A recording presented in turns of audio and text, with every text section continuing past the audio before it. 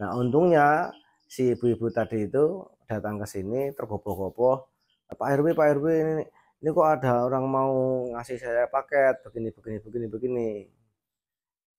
Terus saya harus ngirim duit sekian. Ini gimana ini? Terus saya baca chatnya. Oh, ini dari tulisannya itu bahasanya itu bahasa robot.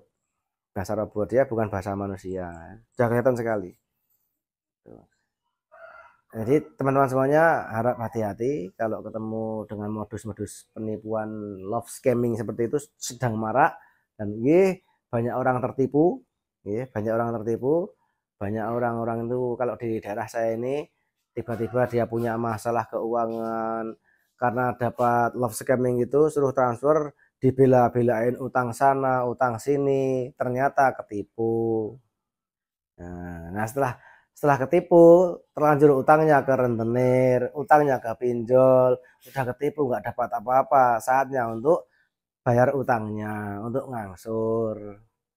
Nah, itu makin dalam lagi ketika dia utang gali lubang lagi, utang sana untuk nutup utang sini, utang sana untuk tutup utang sini, dan seterusnya.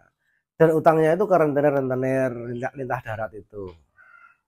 Yang kalau lintah darat itu yang gimana? Nah, utangnya kita 1 juta, cuman dapatnya 800.000 atau 900.000 itu lintah darat. Nah, itu cuma dapat 900.000, terus ngangsurnya tiap bulan 100.000 selama 12 bulan atau bahkan lebih. Nanti kalau nggak bayar angsuran nanti akan kena penalti bunga berbunga gitu. Makin parah karena dia biasanya nggak punya pendapatan sebesar itu untuk angsuran.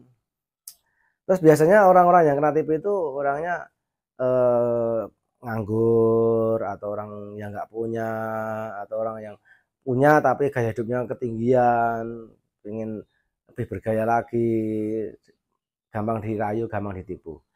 Jadi teman-teman semuanya hati-hati, love scamming itu penipuan-penipuan itu benar-benar akan membuat kita semakin jatuh, akan membuat kita semakin terpuruk, utangnya makin membengkak, makin banyak dan